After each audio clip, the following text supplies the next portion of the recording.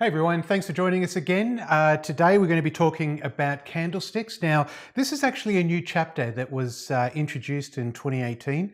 And so when we look at the Kirkpatrick and Dahlquist chapter on short-term patterns, we're talking about, time intraday patterns, and there's a bit of work on candlestick patterns there as well.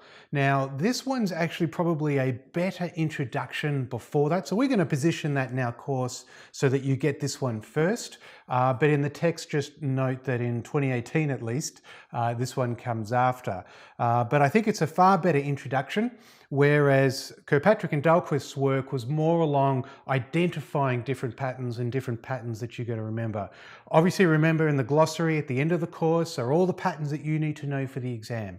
So make sure you print that out, pin it up somewhere where you can see that every day and memorize all of those. So with this, it's really, as I said, an introduction to candles, talking about it, but there's a few little concepts that Steve Nison really pulls out. Now, he spent a lot of time working in Japan and working with, the candlestick charts, and he's written a number of books on the topic. But let's just jump into the slides. It'll be a pretty quick session on this one, and we'll get through all of that. So look, the key here obviously is the candlestick. Now, if you've never seen this before, it is the same information as a bar chart. Open, high, low, close. The difference is that these bodies here in the middle are basically taken up by the position of the open and the close. Two big things to remember: when it's a dark solid candle, that means that the close was lower, and when it's a hollow open candle, that means that the close was higher. The rule of thumb I always use, and I'm sure I've said this in the other video as well, is that when it's solid, it's like it's lead, and so it's heavy, the close has gone down.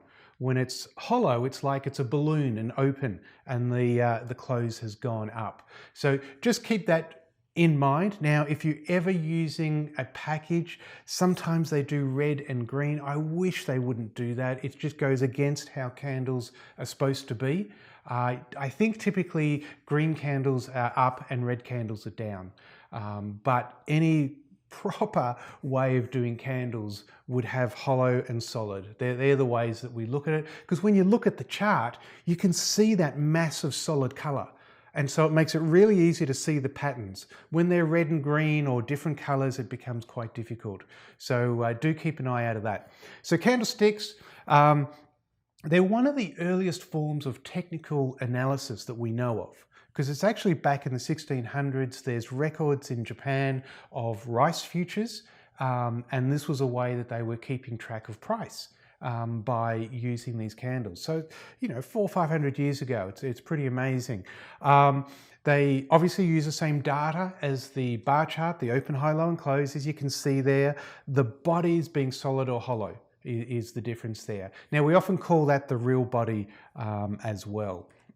So why use candles? The biggest advantage to them is that a single candle can tell you information. So even if we come back to here, as we were saying before, that one candle makes it so clear and easy to see that the market's going down and that the bears are in control, and that's a long body. And so, that's significant. And we'll talk a bit more about that in the patterns. Similarly, the next one here, being a hollow one, tells us that the bulls are in control and the market's going up there. So it becomes easy just with a single candle to get information. We have a doji where the open and the close are the same in the middle of the candle. And so you just get this one long line and a small horizontal line. Well, again, there's a lot of information there. It tells us that there's indecision in the market whenever we see that. No clear bull or bear or anything like that. So all this information can be very easily seen. When you're dealing with bar charts, it's not so easy to see. And so that's why you'll find many technical analysts use candlestick charts as their predominant form of charting. Then when you've got multiple bars, you can get these patterns, and we're going to talk a lot. We're doing patterns in every CMT level. We're going to be talking about different patterns and different trading techniques to do with candles, because they really are an important thing for you to know. The one limitation with candles is that we do have to wait for the close. You know, we can't basically take a daily candle halfway through the day and make a decision on that. We have to wait to see where that close is going to end up, so we know whether it's a long white candle or a doji or, you know, something like that.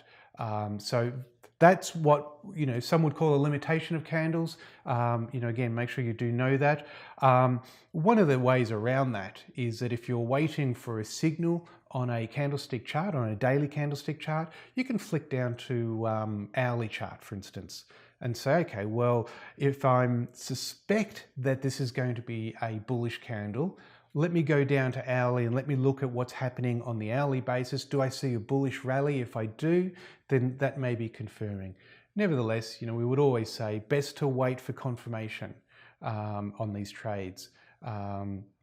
And be able to make the most of that. You know, the errors that I've seen so many people make is that they preempt their analysis and they rush into the market without waiting for that confirmation. I'm a big believer that if the opportunity's passed and you missed it, so what?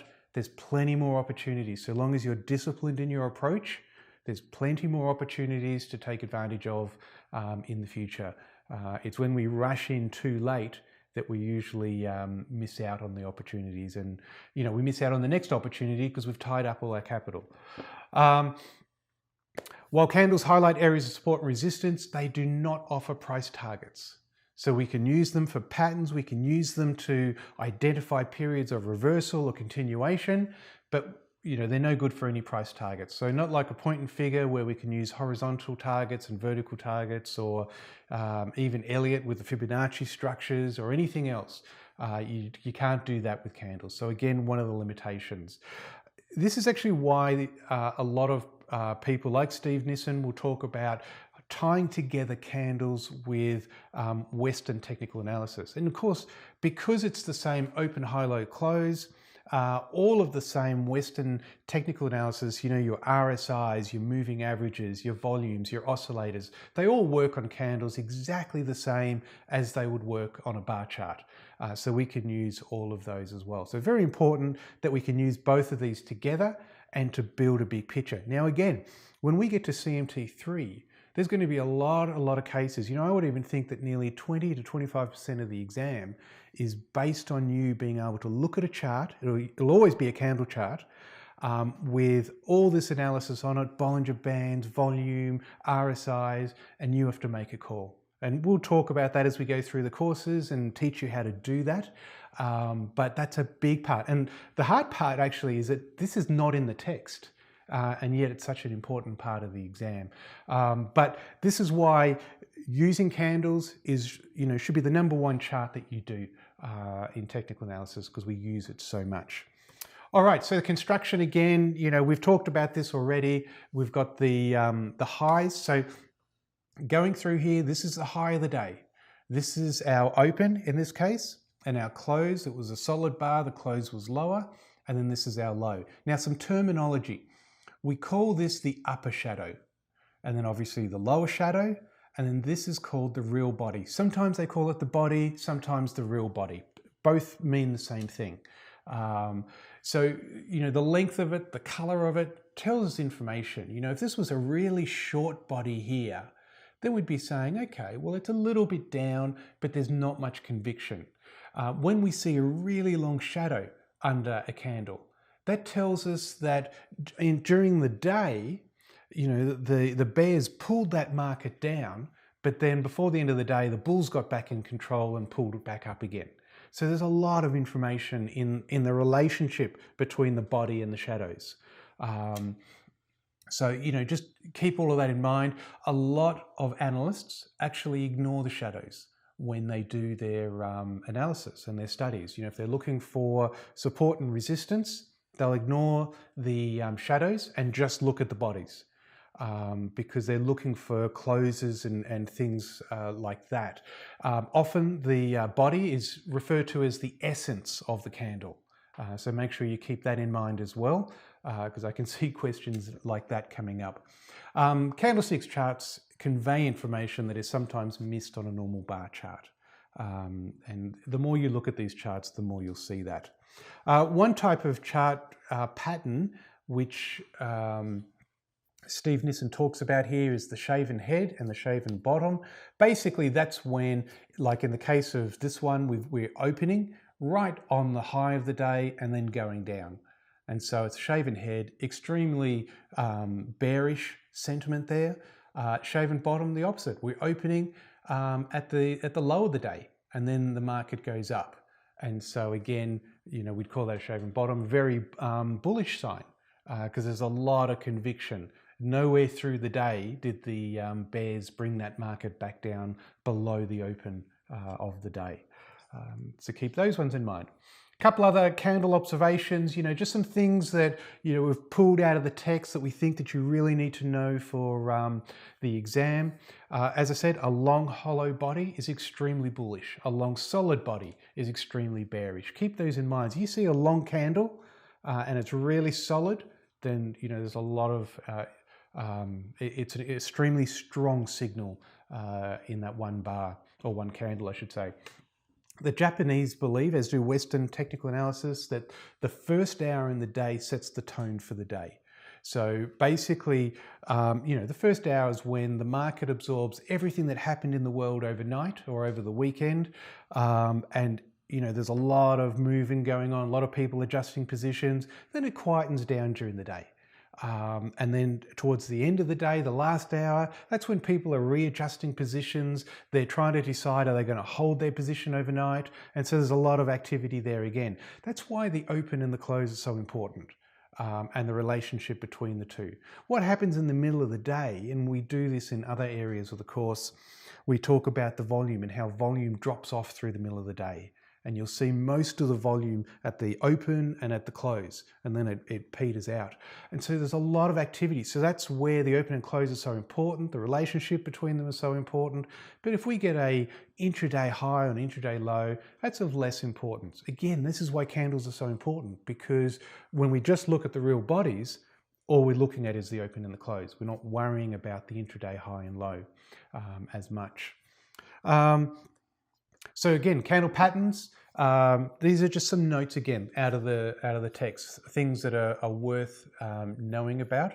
Candle patterns display reversal signals faster than bar chart patterns.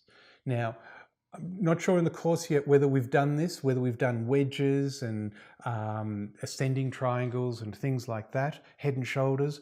All of those patterns take a long time to form.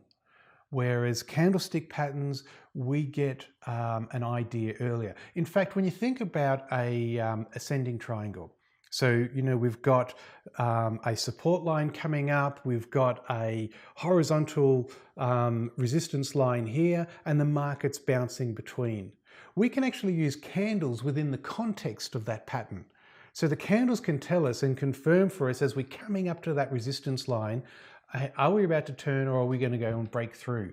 If we had long bullish candles coming up to that line, well, we may be looking for a potential break.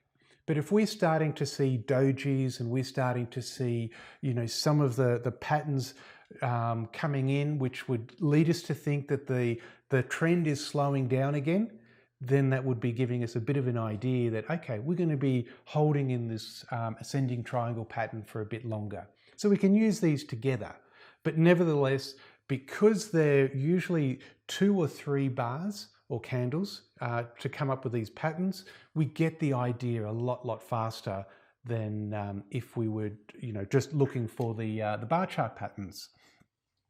Most candlestick signals are reversal. There's many more reversal signals than there are continuation signals. So do keep all of that. These are things that I think that you need to know for the exam. So do make sure you memorize these. Trends do not always end abruptly. They usually slow in stages. So that's what I'm saying, as the trend's coming up to a support line, or resistance line, I should say, you will find that they slow down, and you'll start to see that. So whereas the beginning of the trend, huge, long, hollow candles, when we get near the end, there's a bit of uncertainty, maybe a couple of black candles, and then comes up again. So, these are the things that we look for. Trend reversals are a modification in market psychology. everything we do in technical analysis comes back to market psychology. You know, we can talk about it's the price, it's the indicators. All of those are measuring market psychology. We really need to know who's in control, bulls, bears. At the end of the day, all we do as technical analysts is say, is the trend going to go up? Is the trend going to go down? I've got to make a call, either for my clients or for my own portfolio. I have to make a call and be able to know where is it going, up or down? And at what drives that is psychology. You know, and we've seen that at the end of 2017 with a massive run on Bitcoin, you know, where it started gaining a lot of press and a lot of people were talking about it. Psychology was really pushing it, basically went from 1,000 up to 16,000 through, you know, a very short period of time. That's, you know, psychology, people jumping on and understanding the behavioral side of it. We're going to talk a lot more about that in other CMT courses as well. When we get to CMT2, CMT3, we talk a lot about the behavioral side of this. But just remember that a reversal in trend is where people have changed their mind about the market. So with Bitcoin, as we got to the end of the year, a lot of people are saying, hang on, this is too much. We need to jump out, and you know, as of recording this, we've had like a 68% or 62% reversal. Nice Fibonacci number there. Most candle reversal patterns are telling us that the trend is stopping rather than changing. And this is an interesting point that Steve Nison makes, that often the reversals aren't necessarily this binary up-down. Maybe it's going into a period of sideways motion, which the Japanese call box trading. You know, we don't really know for certain. You know, when we get those reversals, it's not necessarily a signal to change, like a stop and reverse, but it's telling us that the trend is slowing down, and to be really aware and to maybe pull stops up, you know, get closer and be aware for that change to come. We don't know the extent of the reversal when it first starts. Candles will often be the first clue. And so when we see those first candles when the reversal starts, if they start getting really long, then we're like, okay, hang on, there's a lot of conviction about this. This could go a long way. Candle charts provide us with the early warning of reversals. They should be of reversals, not all reversals. Hints of a false breakout and hints that momentum is changing. So this is what the candles give us. So again, support and resistance, we're going to talk a lot about this when we do bar chart patterns and other areas. So in bar charts, we often look at the highs and the lows to work out our support and resistance zones. What I love about candles is that we don't do that, we use the bodies. So we ignore the shadows when we work out zones of resistance and support. And so that it just makes it really interesting. And there's many cases I've seen over the years where that completely changes the picture and is far more accurate than worrying about the intraday highs and lows. Break of support or resistance only occurs when the candle closes below for support or above in the case of resistance, above the area. So, you know, if we had a resistance line like this, it would only be if the candle closed above the line would we say that it was broken. And basically what he's saying there is if the shadow is going through it, so the high of the day was through it, but it closed back below, we wouldn't count that as a break. It's only when it closes above that we call that a break. The Japanese, as I said before, in their terminology, a box is a trading range where the market is bound by clear support and resistance. So they would call this area here a box and this area here a box. So this is a pretty quick session on candles. Just trying to get really the basics in there. A little bit of terminology. We've added a lot of questions on this stuff in the practice exams, so you'll be able to run through that, make sure that you understand the things that you need to know for the exam. Obviously looking at the learning objectives there, identify the strengths and the limitations. The strengths obviously is that it's clear, you know, with one candle or a couple of short candles, we can get an idea of what's happening. We can identify reversals pretty quickly. And as you learn the patterns in the short-term patterns chapter, that'll make more sense as well. So the limitations there are that you have to wait for the close before you can make a decision about what happened to the candle, and then it can't be used for setting price targets and things like that. Obviously, the individual components, you need to know the open high. You need to know how it's constructed, which is the high, which is the low. Well, that's obvious, but the relationship of the open and close in solid and hollow candles. Make sure you're very clear on that. Just remember lead and balloon. A lead candle goes down, balloon candle goes up. Explain how candles depict that. We've talked about that. Identify candle confirmations of support and resistance. Basically talking about the close. That it's only when the close breaks those levels that we have a break. As long as the bodies stay under a resistance line, then that resistance is holding.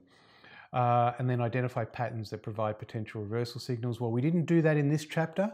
That learning objective really more applies to the short-term patterns. That's where we're going to go through a lot of the different patterns. So thanks for watching. Hope that helps. Any questions, remember to go to the forum and we'll be able to pick up any questions there. Thank you.